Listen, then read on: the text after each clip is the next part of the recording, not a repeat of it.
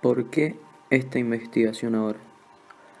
A pesar de la abundancia de malas noticias, durante la última década hemos asistido a una eclosión sin precedentes de investigaciones científicas sobre la emoción, uno de cuyos ejemplos más elocuentes ha sido el poder llegar a vislumbrar el funcionamiento del cerebro gracias a la innovadora tecnología del escáner cerebral.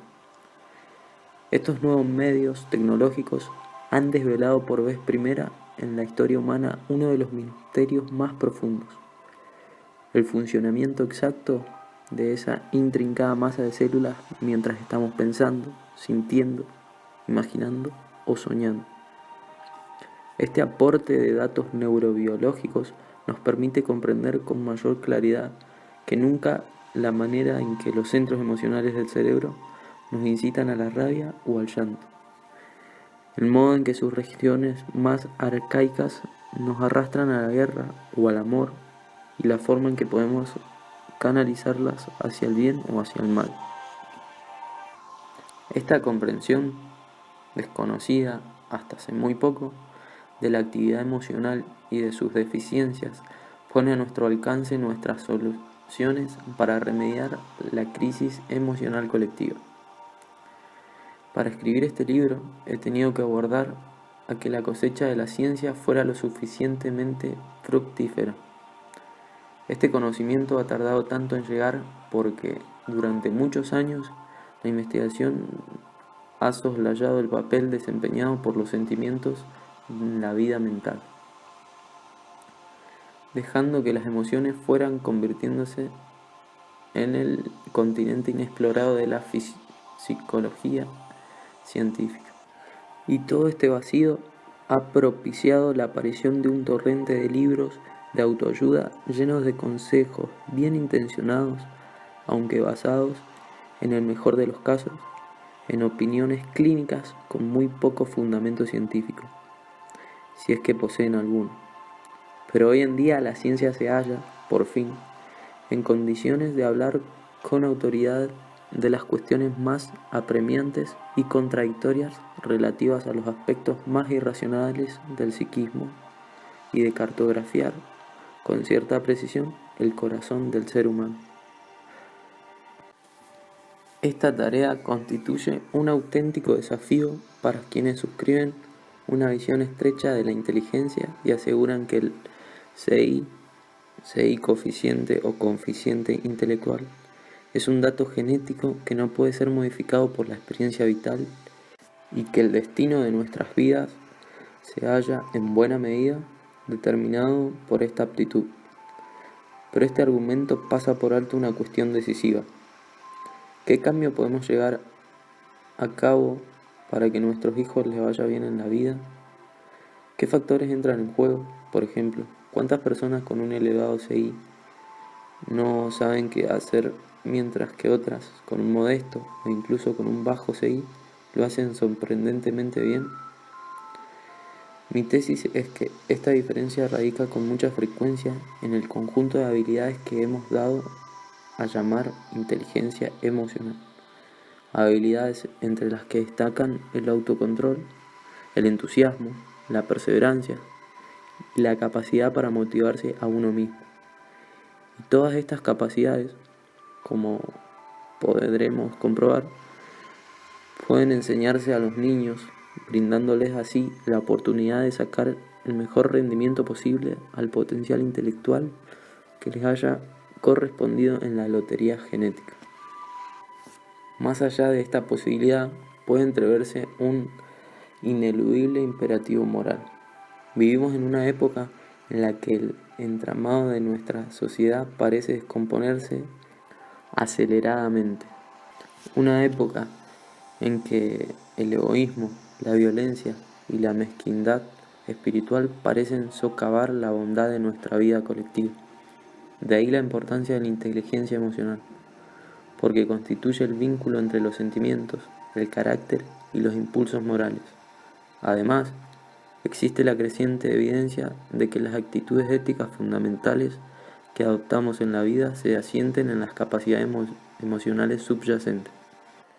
Hay que tener en cuenta que el impulso es el vehículo de la emoción que la semilla de todo impulso es un sentimiento expansivo que busca expresarse en la acción. Podríamos decir que quienes se hallan a merced de sus impulsos, quienes carecen de autocontrol, adolecen de una deficiencia moral porque la capacidad de controlar los impulsos constituye el fundamento mismo de la voluntad y del carácter.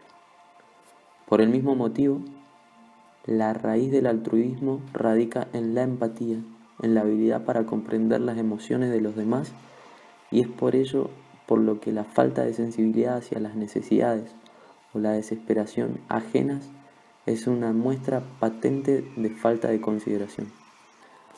Y si existen dos actitudes morales que nuestro tiempo necesita con urgencia, son el autocontrol y el altruismo. Nuestro viaje. El presente libro constituye una guía para conocer todas esas visiones científicas sobre la emoción, un viaje cuyo objetivo es proporcionarnos una mejor comprensión de una de las facetas más desconcertantes de nuestra vida y del mundo que nos rodea.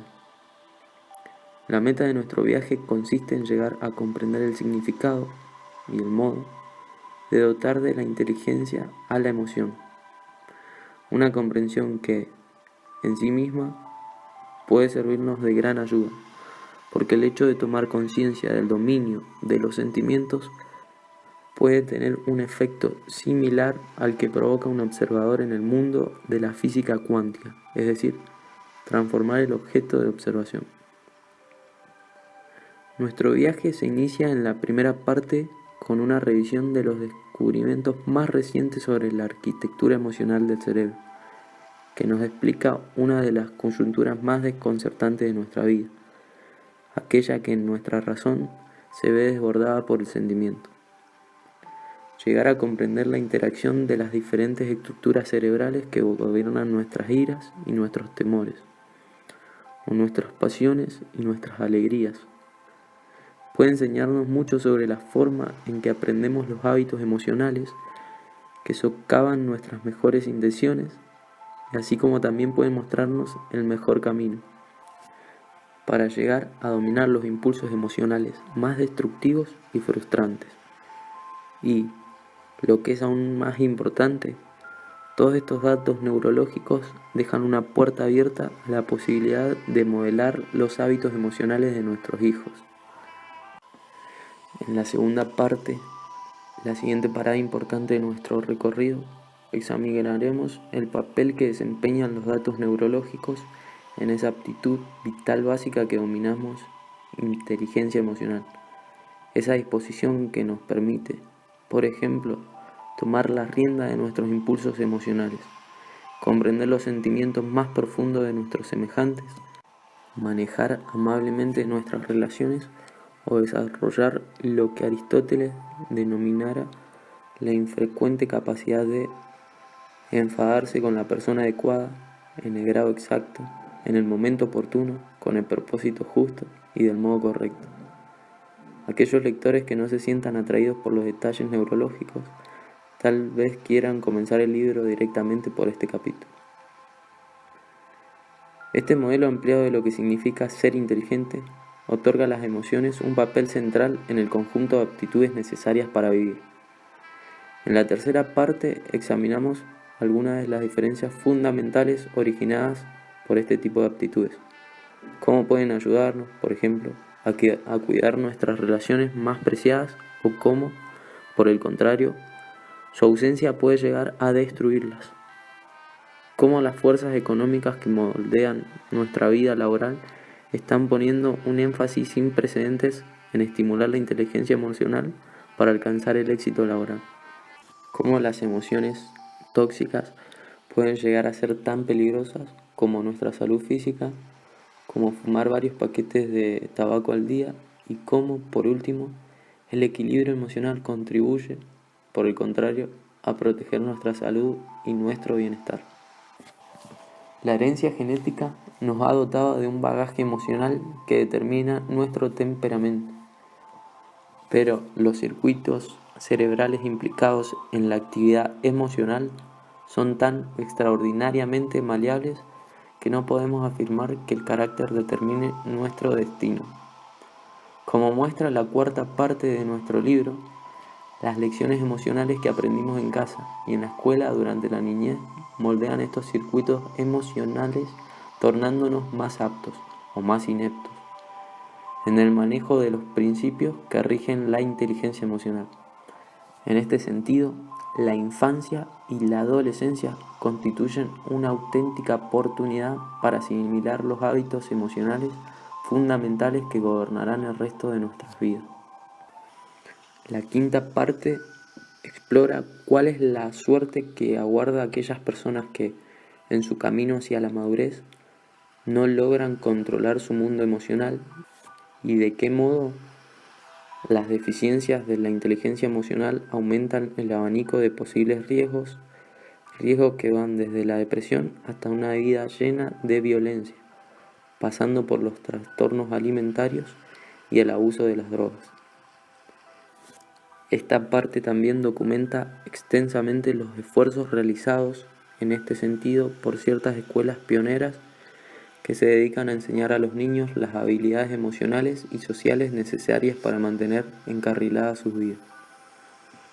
El conjunto de datos más inquietantes de todo el libro tal vez sea el que nos habla de la investigación llevada a cabo entre padres y profesores y que demuestra el aumento de la tendencia en la presente generación infantil al aislamiento, la depresión, la ira, la falta de disciplina, el nerviosismo, la ansiedad, la impulsividad y la agresividad.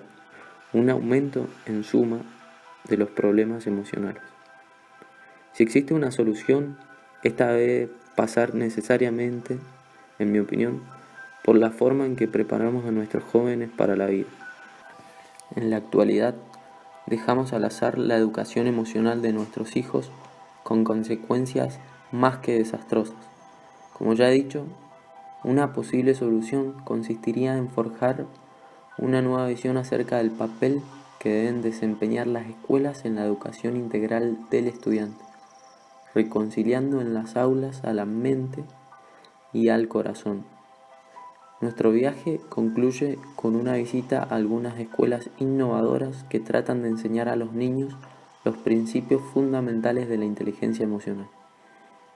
Quisiera imaginar que algún día la educación incluirá en su programa de estudio la enseñanza de habilidades tan esencialmente humanas como el autoconocimiento, el autocontrol, la empatía y el arte de escuchar, resolver conflictos y colaborar con los demás. En su Ética a Nicómaco, Aristóteles realiza una indagación filosófica sobre la virtud, el carácter y la felicidad, desafiándonos a gobernar inteligentemente nuestra vida emocional.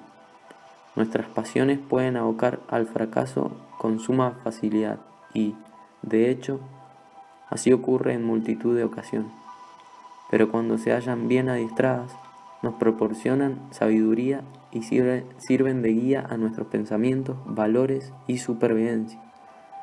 Pero como dijo Aristóteles, el problema no radica en las emociones en sí, sino en su conveniencia y la oportunidad de su expresión.